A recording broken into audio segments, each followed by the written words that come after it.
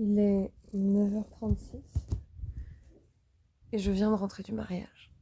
J'ai dû dormir genre 20 minutes. Et vous n'êtes pas prêts de savoir pourquoi je suis rentrée aussi tard. Parce que je suis partie du mariage à 3h40. Il n'y avait qu'une heure de route. J'ai pas l'énergie de vous raconter. Bonjour. Du coup, J2 de 1 mois pour prendre soin de moi, lol. Oh putain, j'ai tellement pas d'énergie. Notre bonne habitude d'hier, c'était de se brosser les dents, donc on va commencer par ça. Et la bonne habitude d'aujourd'hui, c'est de se démaquiller. Les gars, je vous jure, je crois que je réalise pas complètement ce que je viens de vivre. C'est pas exceptionnel. Je me suis mise en danger, factuellement. Mais tout s'est bien passé. J'ai eu beaucoup de chance. J'ai vraiment une bonne étoile. Parce qu'il y a des nanas qui prennent moins de risques que moi et à qui il arrive des sales trucs.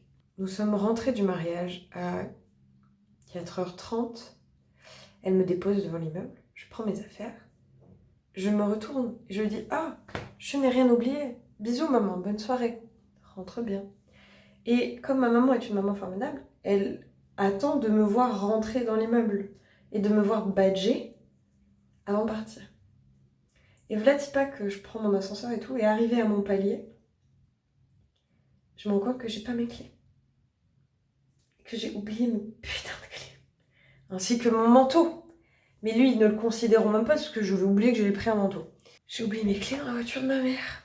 Détail que j'ai omis, j'avais plus de batterie sur ce téléphone-là. Ce téléphone-là, c'est le téléphone qui a un micro, c'est le téléphone qui a une carte SIM. L'autre téléphone, il a ni micro ni carte SIM. Paps, calme-toi. Donc, aucun moyen de joindre ma daronne. Je cours, je sors de l'immeuble. Mais évidemment, elle est déjà loin. Enfin, je veux dire, le temps que... elle était prête à partir. Le temps que je monte, que je redescende, que je cours, elle est déjà à l'autre bout de la ville, en fait. Et je trouve un gars, un monsieur qui livre le télégramme, qui accepte de me prêter son téléphone. J'appelle ma mère. Elle ne répond pas. Je lui laisse un message vocal où je dis « Maman, j'ai oublié mes clés, s'il te plaît, reviens. » Ma mère n'écoute jamais les messages vocaux. Et l'histoire est tellement longue que j'ai la flemme de vous raconter la suite. Aujourd'hui, les gars, c'est la fameuse crémaillère. Paps, j'aimerais bien que tu te pousses, parce que là, du coup, je peux pas me brosser les dents. Papéo est vraiment dans l'évier, dans le lavabo. Oh, t'es trop craquant. Papéo est en manque d'attention, puisque sa maman n'est pas rentrée. J'ai même pas regardé si j'ai éteint mon aquarium, du coup. C'est pas grave. Allez, sors de là, mon cœur. Va te mettre sur ton super spot.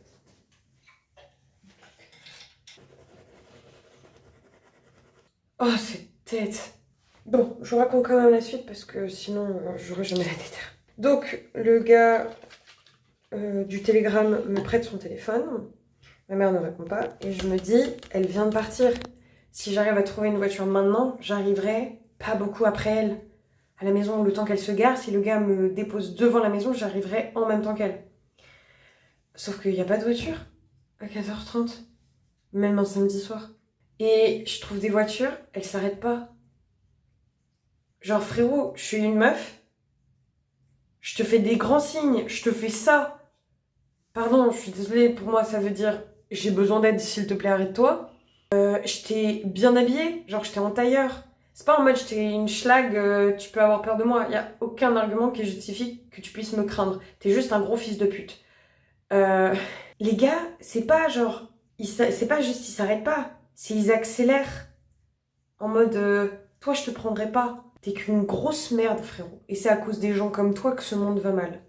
Parce que la vérité, si je m'étais faite kidnapper et découper et brûler vive, découper et brûler vive c'est pas compatible, et brûler morte, bah ça aurait été aussi de ta faute.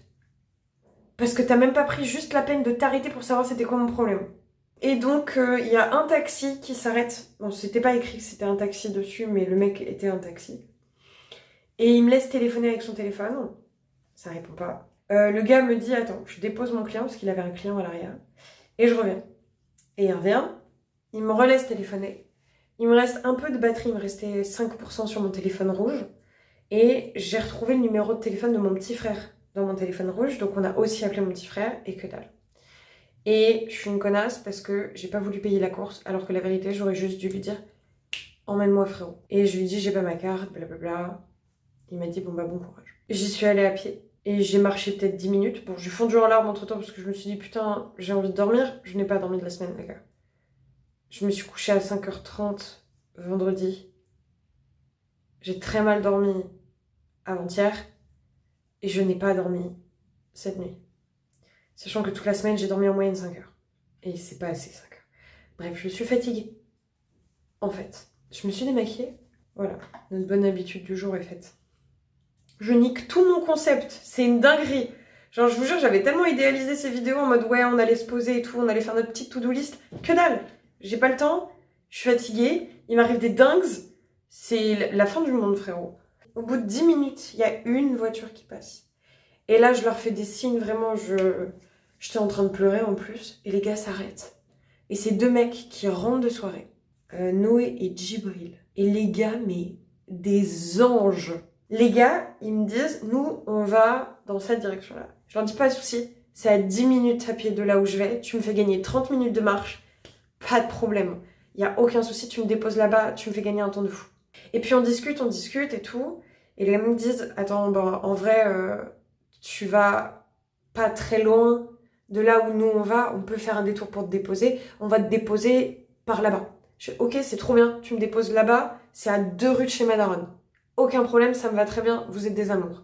Et finalement, les gars, ils me déposent devant chez ma daronne et ils ont attendu avec moi que quelqu'un m'ouvre. Si c'est pas des amours, enfin je veux dire, tu vois, vraiment, ça, c'est grâce à eux que le monde va bien. Parce que ces mecs-là se sont assurés que je sois en sécurité, alors qu'ils me connaissent pas. Juste parce qu'ils se sont dit, c'est une meuf, elle a pas de téléphone.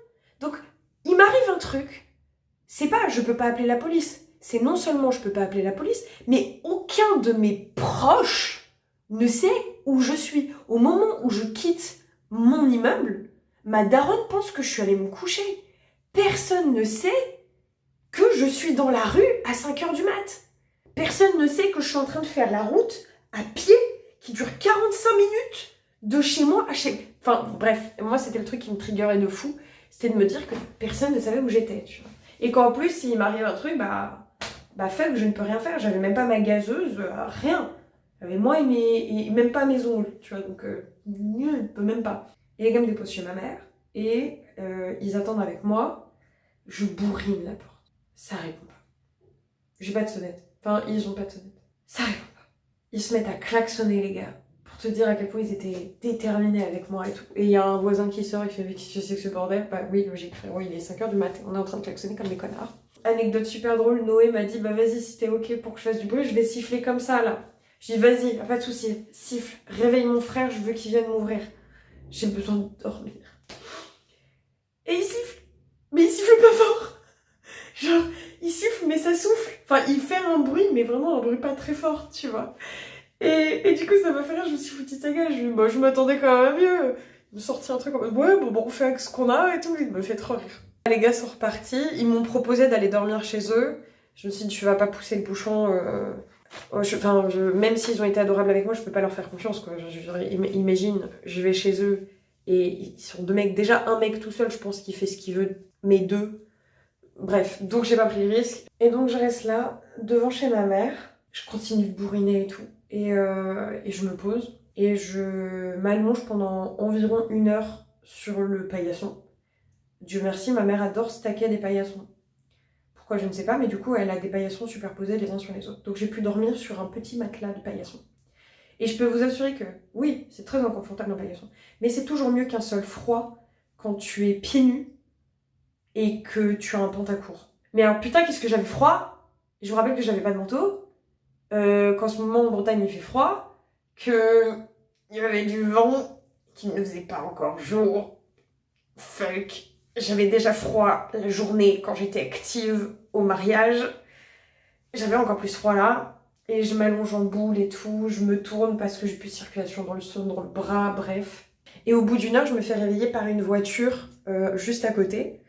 Et en fait, c'est une nana de l'immeuble d'en face qui partait travailler, je pense. Et elle a été adorable, elle m'a relaissé téléphoner. J'ai su quelle heure il était, donc c'est pour ça que je vous dis ça faisait à peu près 1 heure. elle me propose de m'ouvrir sa cage d'escalier pour que je puisse au moins pas avoir de vent, quoi. Genre, ok, la cage d'escalier, elle est pas chauffée, mais bon, c'est toujours mieux que d'être dehors. Je vais me réfugier dans la cage d'escalier, je commence à alterner entre rester au chaud dans la cage d'escalier et retourner chez ma mère toquer comme une folle. J'ai oublié de te dire un détail. J'étais en talons, ça paraît assez évident, j'avais très mal au pied. Deuxième détail, ma mère a un portail qui fait ma taille, qui était fermé, dans le sens verrouillé. Donc j'ai enjambé ce putain de portail un nombre incalculable de fois, d'abord en talons, puis pieds nus. J'ai encore froid à mes pieds alors que j'ai pris une douche de 20 minutes, dans laquelle j'ai mis des bassines pour que je stacke l'eau, pour que mes pieds récupèrent de la chaleur. J'ai toujours froid aux pieds. Ok, c'est bon pour toi, question gravité en fait. Et vers 8 h, j'ai l'idée d'aller à la boulangerie à côté, demander de charger un de mes téléphones. Je me dis que c'est quand même... si j'harcèle ma mère au téléphone, il y a un moment, elle va répondre. Ça va la réveiller, elle va répondre. À la boulangerie, elle accepte, adorable, une crème et tout, je lui explique ma situation, elle m'a dit, putain, mais t'es sûre que ça va et tout, enfin, elle pensait qu'il m'était arrivé un truc grave, donc c'est chiant, mais c'est pas grave, il n'y a pas mort d'homme, je me suis pas fait agresser, je me suis pas fait voler, je vais bien, juste j'ai sommeil, quoi. Et donc elle branche mon téléphone, et je sais pas pourquoi le chargeur fonctionne pas, et elle me prête son téléphone, je téléphone 8 fois à ma mère. 8 fois.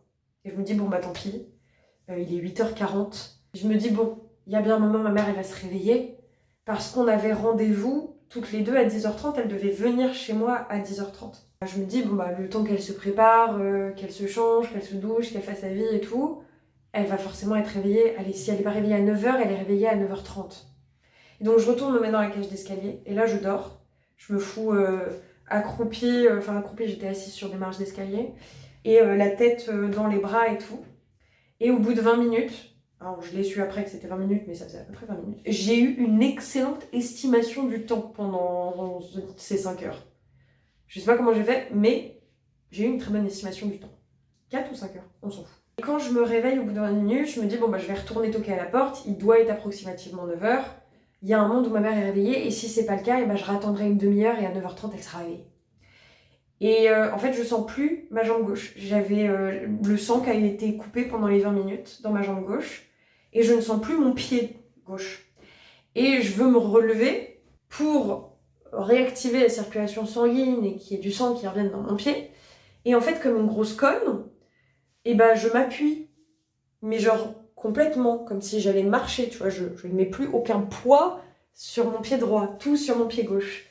Alors que je portais mes talons et qu'il n'y avait plus de sang dans ce pied. Tu vois venir l'entorse?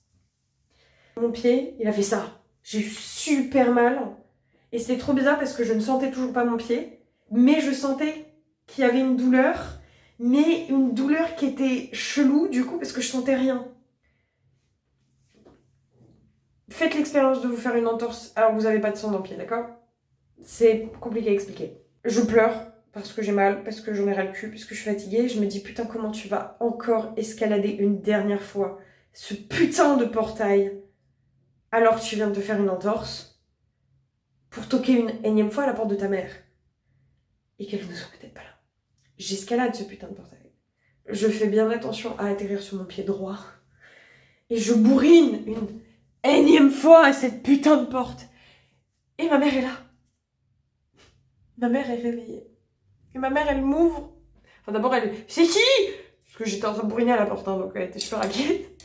Je dis, maman, c'est moi. Je fonds en larmes. Je dis, je suis à la porte, j'avais pas mes clés, et je fonds en larmes. Je lui explique tout ce que je viens de vous expliquer. Elle me dit, et elle me répond juste... Enfin non, d'abord, elle me dit qu'elle est désolée, machin et tout, que si elle avait su, blablabla.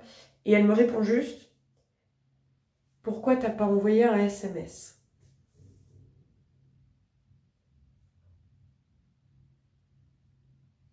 Et ben j'ai pas pensé.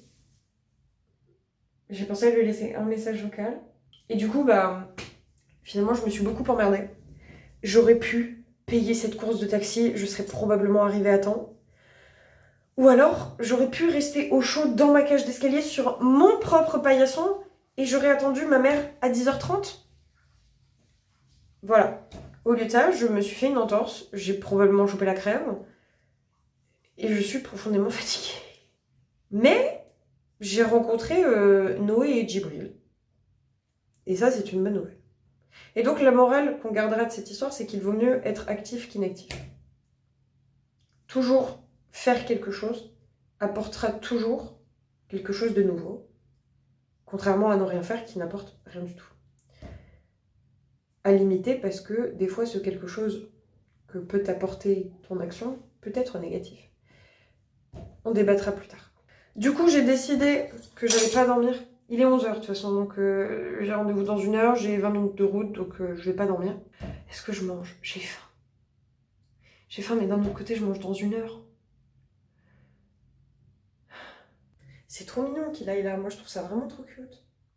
Bref, et vu sur mes magnifiques doubles bassines pour chacun de mes pieds.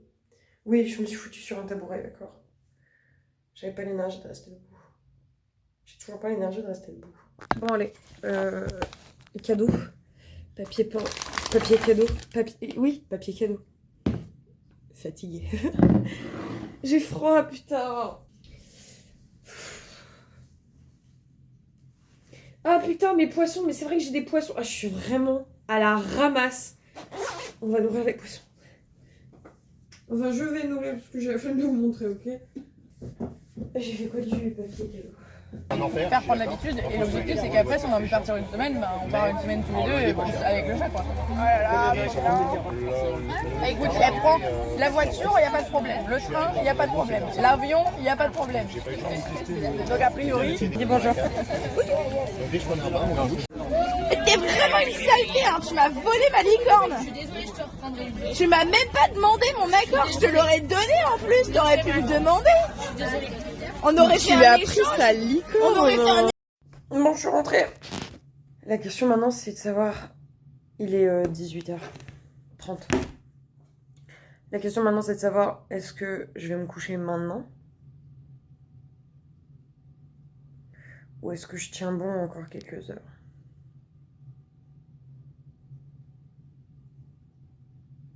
On va faire des câlins. On va regarder un film. C'était quoi la bonne habitude que j'avais prise ce matin? Je me rappelle plus. Il faut que j'aille me brosser les dents. Ça, c'est la bonne habitude d'hier. J'avais dit démaquillage, non? Est-ce que c'est un vrai truc? Parce que je me maquille pas tous les jours. En vrai, on va dire skincare... On va dire skincare matin et demain, ce sera skincare soir. Ou l'inverse. Je pas la déterre de faire ma skincare ce soir, les gars. Mais c'est tout le principe de prendre des habitudes, Kat. Je vais déjà aller me brosser les dents, ce serait pas mal, d'accord? J'ai oublié de vous dire que je me suis vraiment fait une entorse. J'ai mal.